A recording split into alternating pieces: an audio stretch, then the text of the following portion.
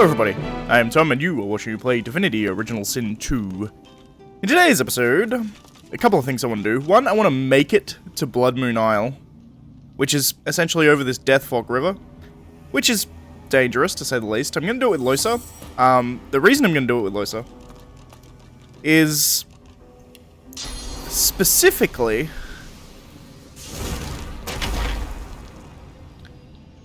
because she doesn't take this little Solora with her, and I'm terrified that Solora will die in the Death Fog, because I've somehow managed to keep him alive this whole time, and I don't want him to die. He doesn't actually die. If he dies, he just turns into like a source ghost, because he is a sorcerer, apparently.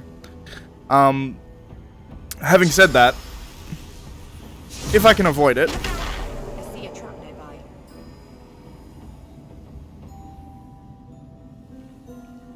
How's there a trap? There's no bridge. But I'm just gonna hop my way across here. I could also, like, move my teleporter pyramid over there. Is also something I could do. Also, I've never actually come in this way, because I usually always have at least one undead character with me. So I can just go through the Death Fog. It's not as much of an issue. There is a ferryman who will ferry you across. He tricks you, because, I mean, don't trust the ferryman. And certainly don't pay the ferryman until you get to the other side. Great song. But here we have Wayward Knight and the Corrupted Pilgrim, which I don't necessarily want to fight. And I'm pretty sure they're just straight enemies. I could be wrong. But if I can get away with not fighting them, all I really want is a teleport point here. What lies ahead looks even less welcoming. Indeed, I tend to agree. I'm gonna wait for a second. I may as well loot this. Yeah, cool. I don't actually need the gold on her, though.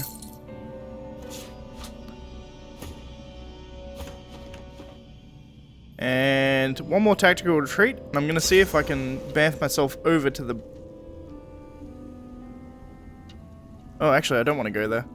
I want to go to the fast travel point, which is here. I mean, the quickest way may just be to fight, in all honesty.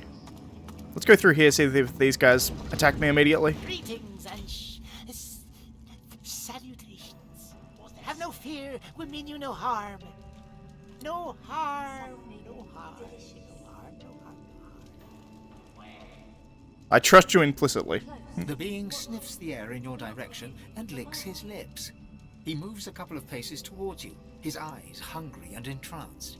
He abruptly slaps himself in the face and halts his advance. My manners, master would not be pleased. He awaits you west of here. He will not harm you. Others may. Ask who or what he is. A servant, a loyal servant. He wrings his hands as he answers you, wrings them bloody. Loyal and hungry. Go now. Save your questions for master. Spare me your presence. I'll take my leave. I don't actually want to fight them. They may attack me if I come up here anyway. But I should be able to sneak my way around here. I'm pretty sure those guys are possessed by demons. I could be wrong, but I'm pretty sure I'm not. So this whole place is, as you can no doubt see, very corrupted. Having said that, aside from being corrupted as all hell, it's not too bad. Covered in demons, but aside from that, we're good. But with that, we've unlocked the waypoint. The benefit of that, obviously, is we can now fast travel here. So I don't have to deal with that bridge or anything later. But that's just something I want to do first, because I'm not actually going to deal with Blood Moon Isle yet, because if we go over and look at these guys, if they're still on my screen, the level 15, which is slightly above our level. So hopefully we can get up to level 15 before I have to actually fight them. But I am going to set myself back to the pyramid. Hello, Red Prince. And now that we've made our way across there, to the teleporter point, we can teleport to Blood Moon Isle whenever we wish, which is beneficial. But what I want to do now is actually go talk to Ryker. And I have no doubt... Actually, do I want to talk to Ryker? I mean, kind of. I also could do this Elven structure quest, but I think I have the book that lets me know how to do that. But let's go back to Ryker. Ryker's Rest is there, so let's fast travel here. Let's go this... I found something. Have you? The plinth of the statue bears a series of deep, circular scratches upon its stone. The statue can be rotated. Rotate the statue. The sculpture looks impossibly heavy, yet turns with little effort. The statue rotates with little resistance. You cringe at the sound of stone grating against stone. The sculpture looks impossibly heavy, yet turns with little effort.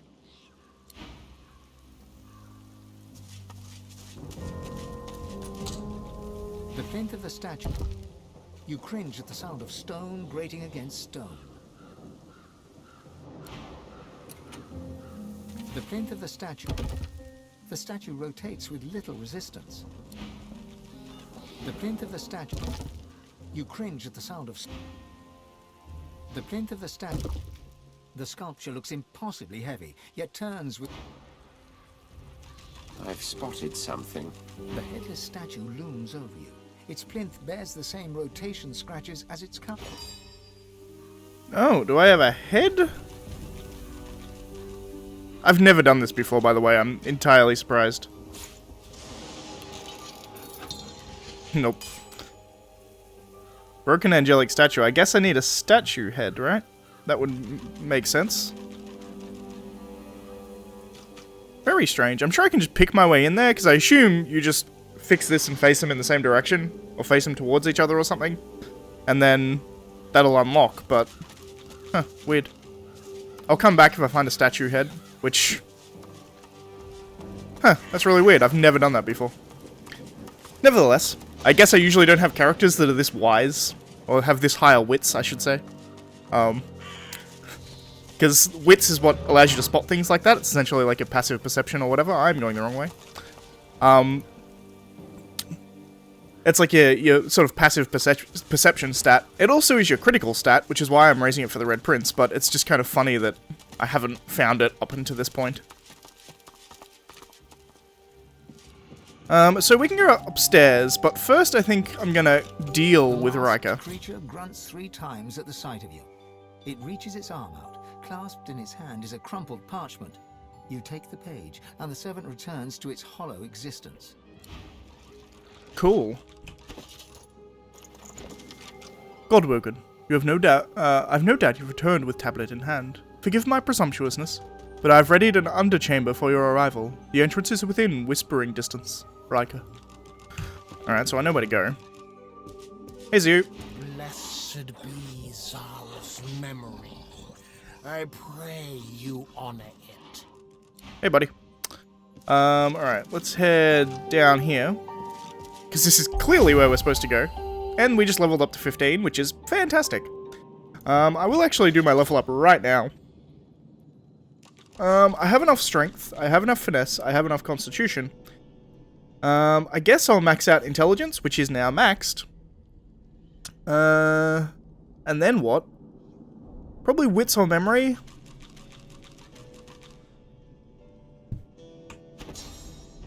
There are many spells that I want to put on that I don't have right now. Yeah. I probably want closed circuit.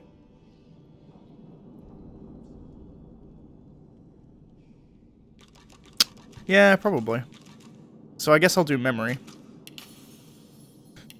And as for here...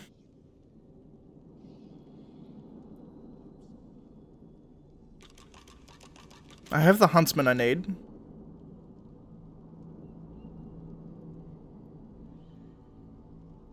Honestly, I think the only thing I really need now... I don't need any more polymorph, I don't think. Polymorph is good just because it gives you extra attribute points, but... I think I want to raise Aero and Hydro to max.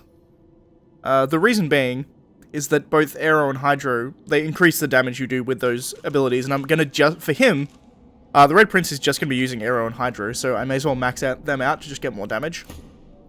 Losa is less it's harder to make that argument simply because she also uses pyro and earth as well. Speaking of which, I think I'll up her geo. Because, again, there's nothing else she needs, specifically. As for her, she probably doesn't need more memory, but I could give it to her. Yeah. She has some more spells. I mean, I could give her some fire spells as well. I think I do double into memory. Which is kind of insane. But that allows me to do some cool abilities, like I can put closed circuit on here. I'm going to want to rearrange this entire... But give me a sec. I'm going to cut, and I'll be back after this is all rearranged. Alright, everybody, and we're back. So, I added closed circuit to the Red Prince. Other than that, his bar is essentially the same, and I've still managed to get everything onto one bar, which is kind of insane. Losa, on the other hand, certainly not. We have 2 bars for her. This is her attack bar, and I've got some utility over here. You can see now I've added all my fire abilities on here. So she can do every type of damage, which is useful because resistances are a thing. And you notice here we added Epidemic of Fire, closed circuit to her as well. She has Fire Whip, Fireball, Spontaneous Combustion, and Searing Daggers. Earth and Water is just the same. And if we go to her second bar, we also added Cryogenic Stasis, which essentially you just like freeze an ally usually. You can do it to an enemy as well, I believe. No, you can't. Target ally. So you freeze an ally, and then they can't do anything, but they can't take damage, and they heal over time. And it lasts for 1 turn. So it like blocks them off from taking damage for an entire turn, and it also heals them for that time, which is quite useful. And everything else is mostly the same, I think. I added Maddening Song to the second list because it's kind of a debuff rather than an attack spell, so I just sort of changed up where that was, but otherwise we're pretty much the same. But after all that fiddling around, I was going to steal everything, but we can just... My plan is to kill Ryker, so... The air buzzes with sauce here. You notice he's clearly an evil son of a bitch necromancer, which we already kind of knew. Also, I have all the source points that I require. Decency. You strike a man in his own household? I believe we have a friendly agreement. It would be a shame if you refuse to honor it. I apparently have my weapon out. Continue to attack. The elf is not to be trusted. Oh, how unfortunate. We could be so good for each other. Now, allow me to show you to the door. I guess I had my weapon out, so that didn't quite work how I wanted it to. Essentially, well, it's kind of annoying. But I think ultimately we'll be fine. What level are you? 15? 14. Okay, yeah, I think we'll be fine. Yeah, so Ryker does experiments on children. He's an evil piece of shit. And as such, I'm gonna kill him.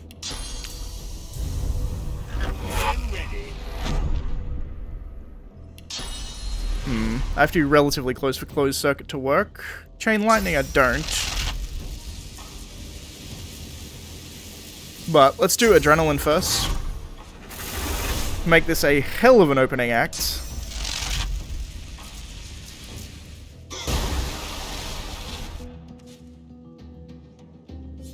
He didn't take as much as that as I expected.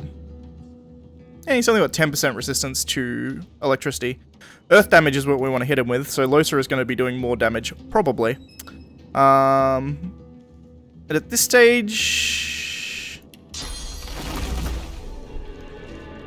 traps on this wall, apparently. I could Bone Cage. Bone Cage, Global Cooling, not horrible. Or I could Winter Blast.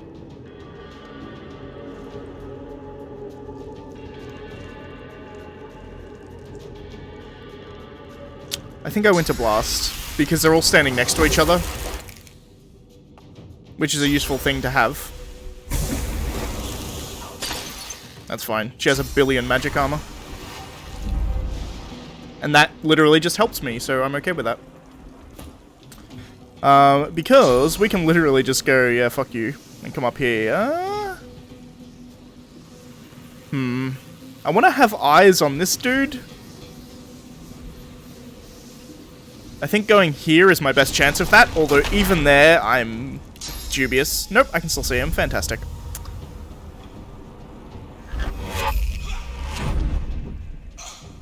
Alright, sweet. So I've done some damage, and with that, I think pretty much the same. We just do a chain lightning here.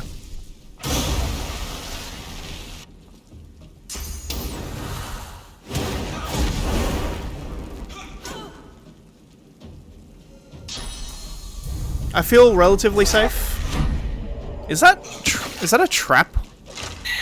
Oh no, he spawns little weird spider things. I forgot about that.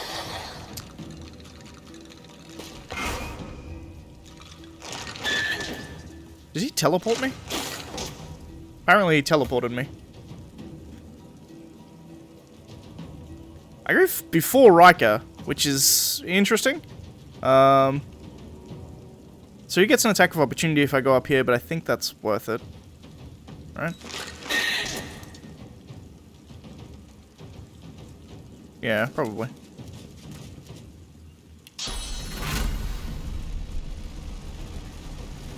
Yeah.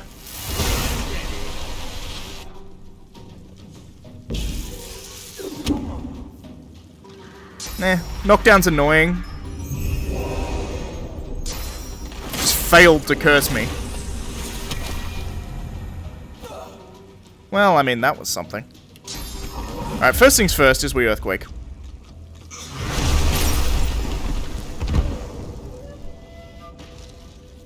That did far more damage than I was expecting. Someone had a candle lit.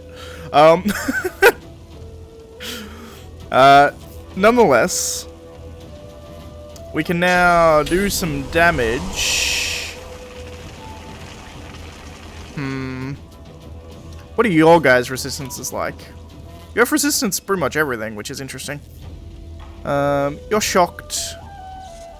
You're stunned. You're shocked. So I think I can pull off a shocked here.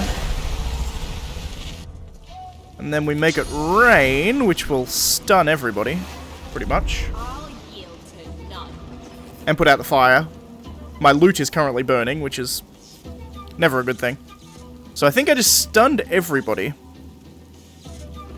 Which is fantastic. The Bonecrawler is dead.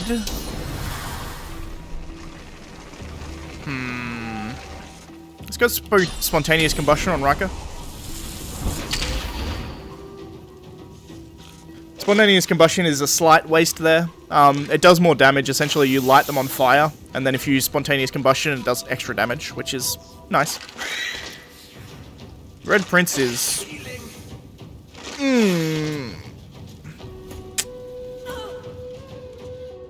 Well, the Red Prince is certainly in some hot water. Perfect time to use cryogenic stasis. So he's permafrosted, which means he will heal on his turn, like, quite considerably. Oh, he's decaying.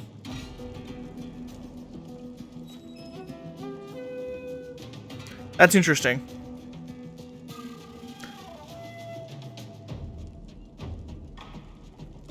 That may actually kill him? Wasn't paying enough attention. Oh well. I guess Luce is probably going to be doing this on her own, it seems. I think he's immune to damage. He is indeed. So I just stunned them all. Let's light this guy on fire. Luce is still tanking the shit out of this. I don't need to worry about her at all.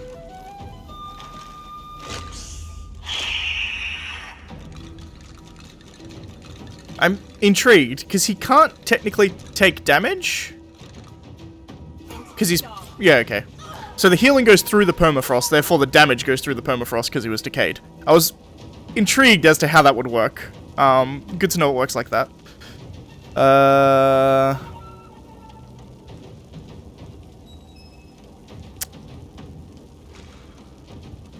Let's freeze him. Hit them. Frozen, chilled, nearly dead.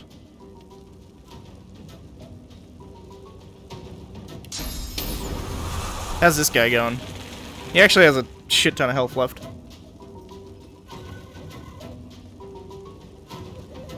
So I probably just want to do a lot of damage to this guy. What was his worst resistance? Fire, actually. So Fire Whip will do a shitload to him. And he's blinded, which will help me in the future. And Fireball... I must be standing in fire, technically. Which is very useful, because it means Fireball only costs me 1. He's frozen, I don't want to hit him with Fireball. But I can probably kill him. Yeah, probably. He'll probably miss. No, he hit. Fair enough. Still not through my physical armor, which is outstanding. I don't know why she has so much physical armor at this point. 650. I guess she hasn't been hit by Ryker yet. That's probably why. She was only hit by the peons, as it were. If I keep doing ice damage to him, certainly something I can do. Spontaneous combustion should kill the shit out of this guy. Not quite. I take it back. Still probably good to, Is there a position here that I can hit both? Yes, there is. Perfect. Because these things have, like, next to no health. And crippling them...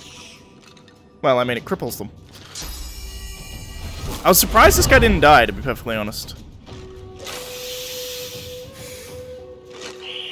Also, I believe because Ryker is the necromancer of these little bone crawler fucks, that Ryker should... Like, after I kill Ryker, they should just die.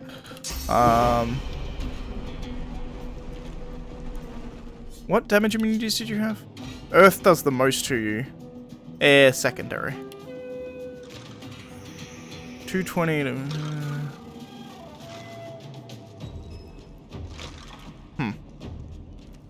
70. You have 5% resistance though.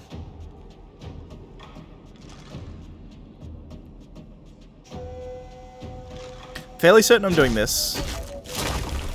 I can hit both of them. Fantastic. 200.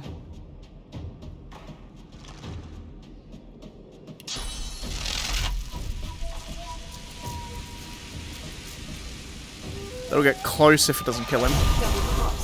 But why?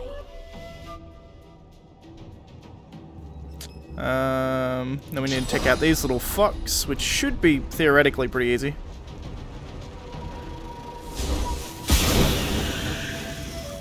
Perfect. Alright, so now we need to resurrect the Red Prince because he got himself dead.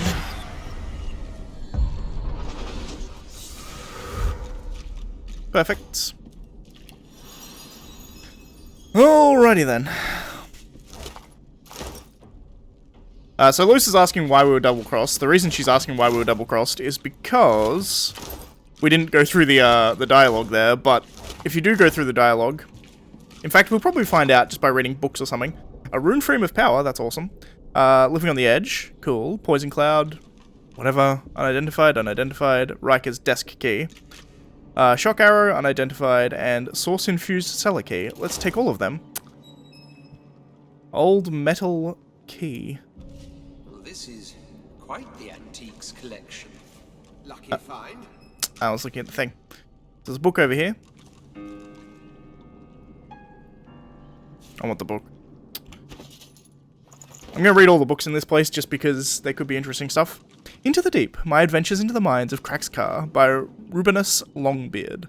The author says he travelled the famous mines and claimed to have met many dangerous creatures of the deep. Strangely enough, he doesn't seem to mention a single creature who I've ever heard of. The editor's notes and the end at the end describe the book as a dwarven social satire. Interesting. So, we want to loot this entire place. That is something I wish they would change about this game, is that if you're really close to something, when you try and loot it, they walk to it rather than run to it, which is quite irritating. But I am going to loot everything through here. Aside from my looting and reading anything we find of particular note, that's going to be the end of the episode, so you can probably safely end here if you're not interested in the lore that we find in this place, if we find anything, which I think we probably will. Grasp of the Salved. A desk. Anything else here I want? I'll take the wine. Let's go here. I don't think these bone crawlers ever give anything, because you could technically farm them infinitely. But I will search all these books on the off chance there's something particularly interesting. Let's take that, and that, and that.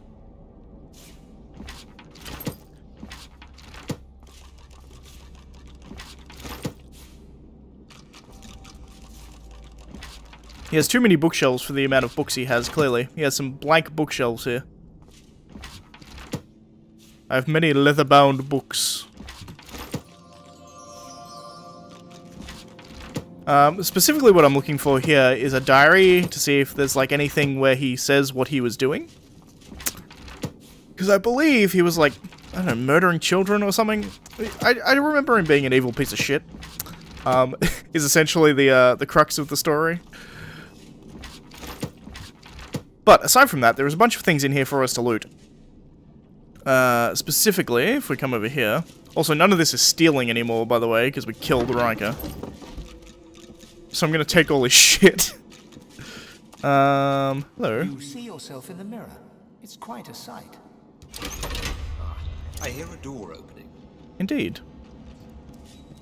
There's probably still traps here, although I think the bone crawlers walked over all of them, so I think we're actually good. Probably don't need to search these bone piles. Because that's a thing. I don't need a wooden pitchfork. They can go away. Unfinished servant.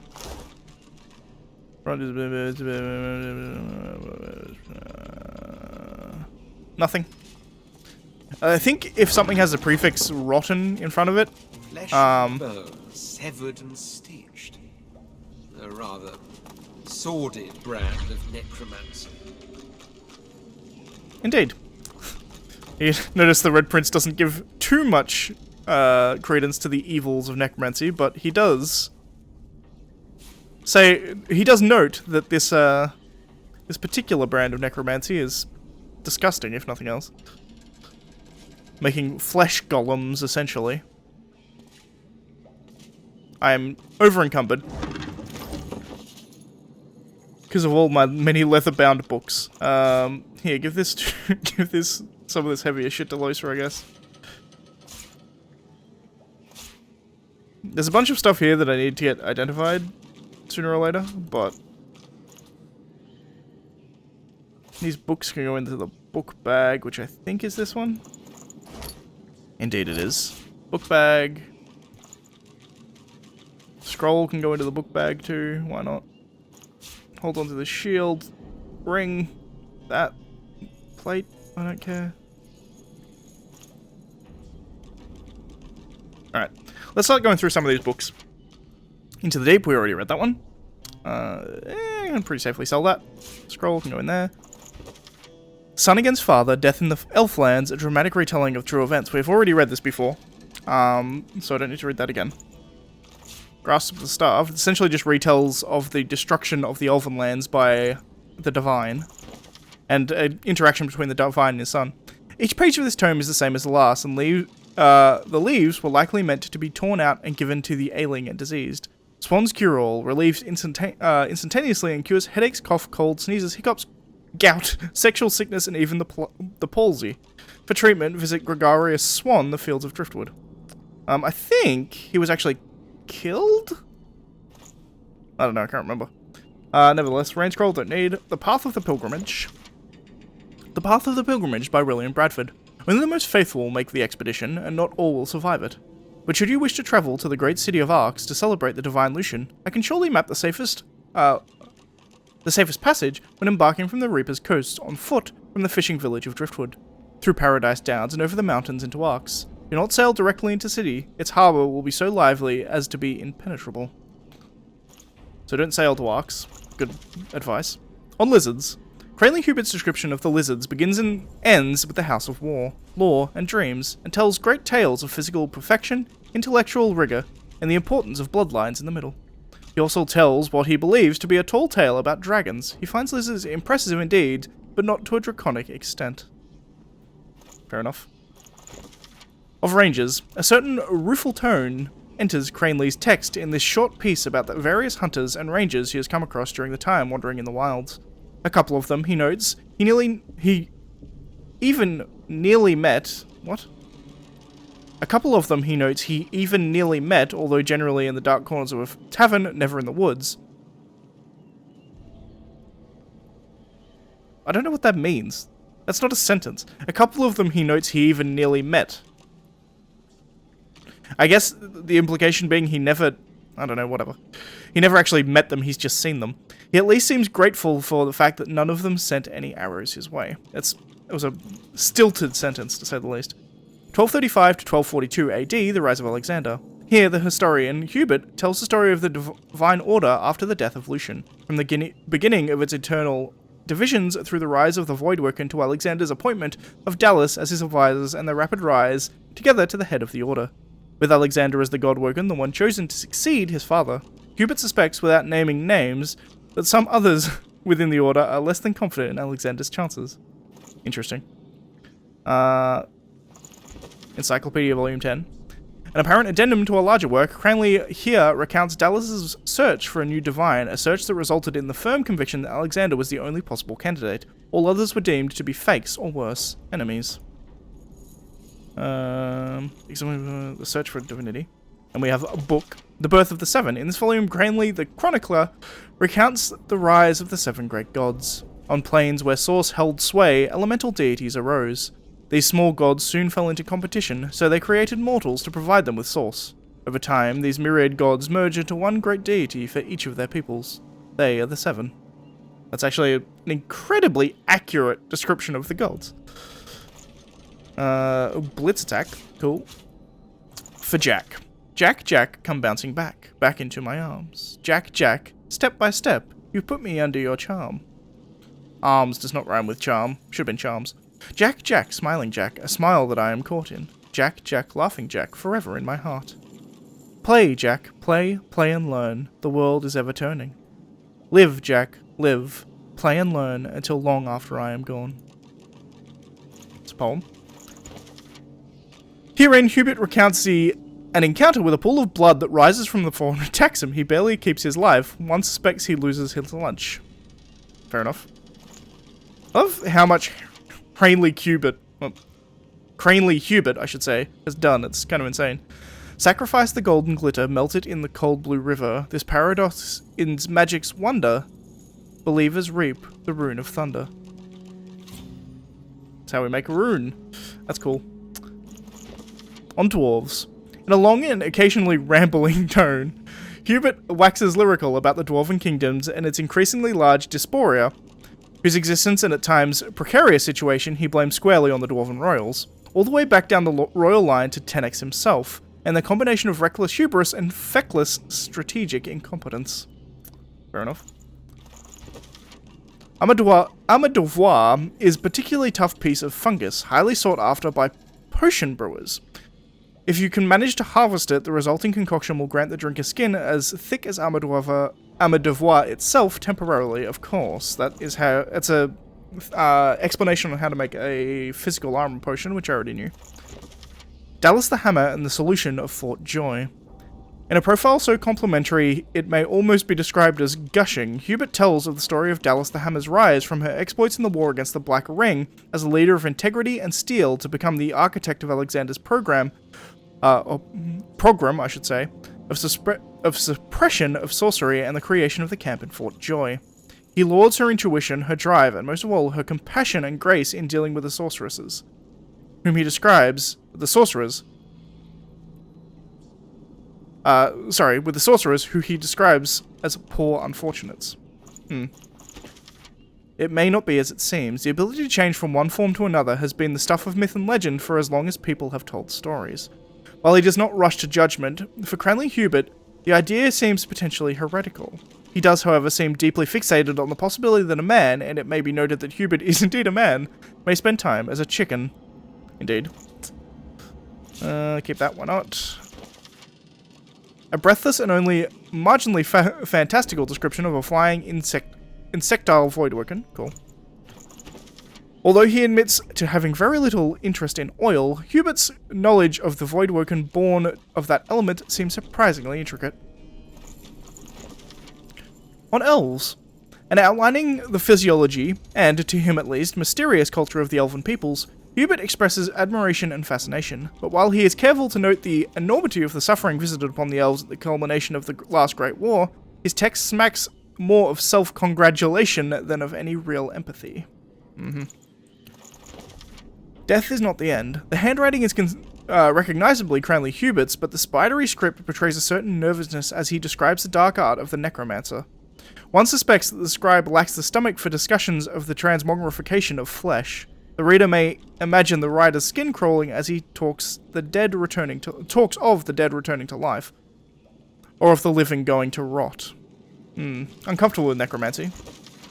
If there is any truth in this parchment, you can make an actual love potion, and if your beloved isn't feeling especially thirsty, even throw it at someone. As it explodes, it releases its fumes and charms those that breathe it in. Apparently, you only need honey, how poetic, and a rather rare magical heart-shaped bottle. Now you make a love grenade, and there's a couple of paintings. The healing effects of the pennybum mushroom are well known all over the land, although you may never expect it from a small brown toadstool that seems to favour dark and damp places. This inconspicuous fungus will happily cure whatever ails you. Healing potion. And a letter. Here I will detail my complaints about the poor conditions in this prison. The food is bad, the guards are cruel, and the cells are... The rest of the text is obscured by red ink, and the following lines have been added in a shaky hand. The food is excellent, the guards are fair, and the cells are really quite lovely. Obviously, the writer had a mysterious and sudden change of heart. I think we've actually... That's like a reused letter, I believe, but it's funny nonetheless. Anything else I want over here? Let's grab this.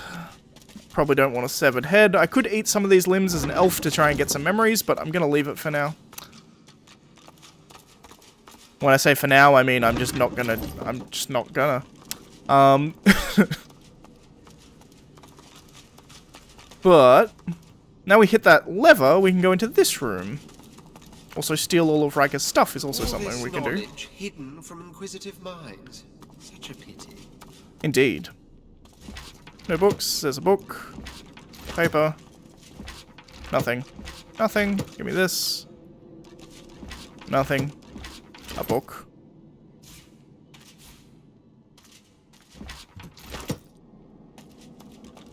Well, this is quite the antiques collection. Indeed. I don't necessarily want any more books, I don't think. I do, however.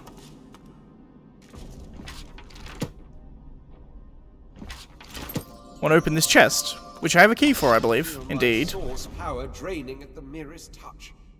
That's interesting. Tenebrium is truly a material of the void. My lucky day, a third pyramid.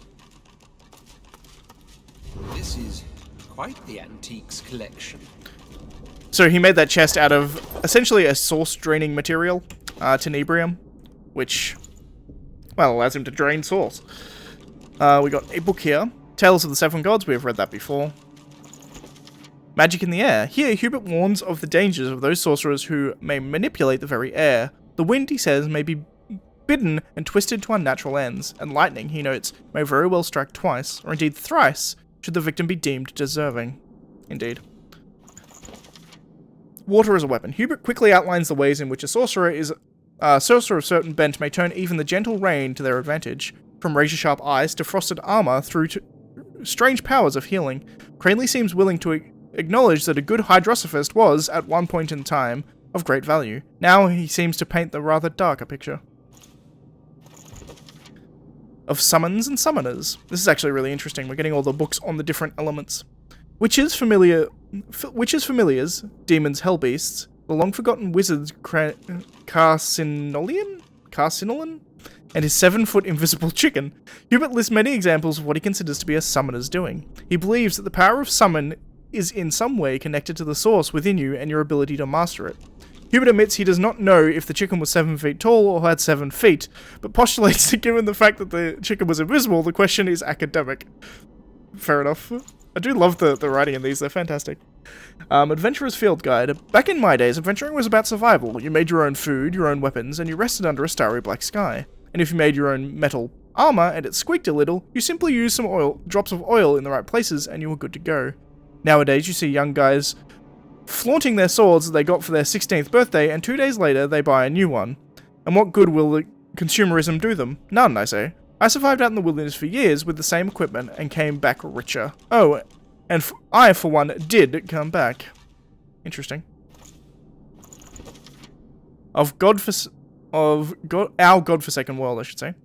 In a tome so short as to be likely unfinished, Hubert recounts the origins of Lucian's day. In short, a day of mourning for Lucian's passing in the year 1233 has become a day of hope for his return. Indeed.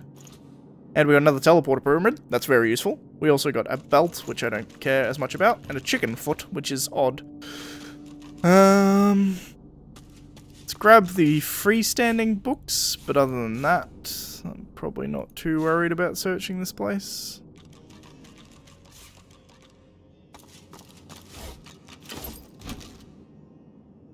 More interested in the freestanding books than I am the others.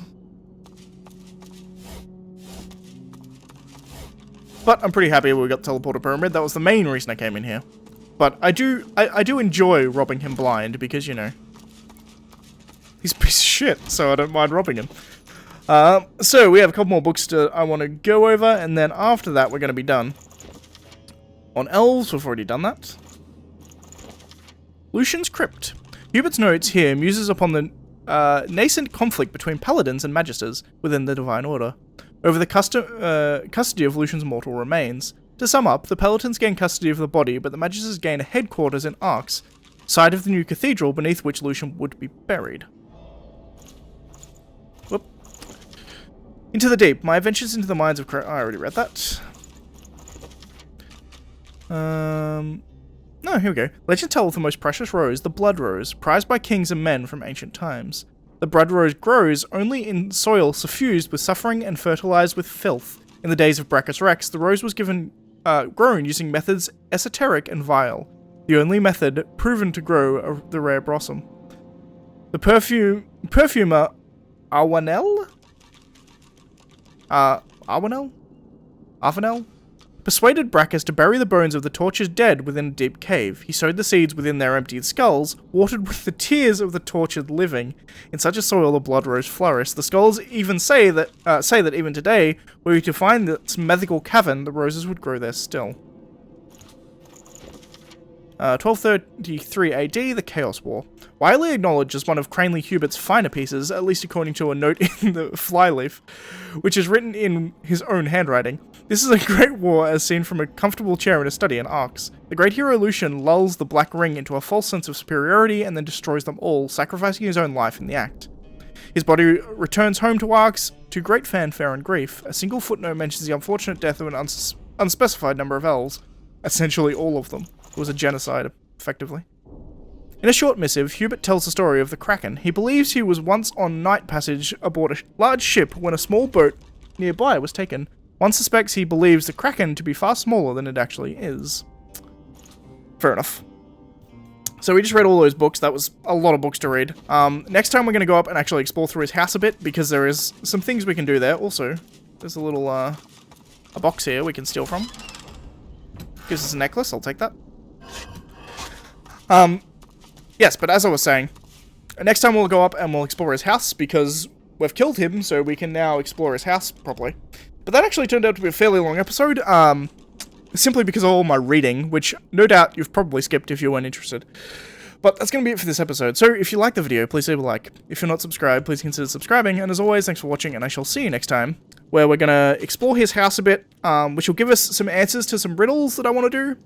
And then from there, we're probably going to head to Blood Moon Isle, I guess, because I think that's the last thing I have to do, period, after I've done this.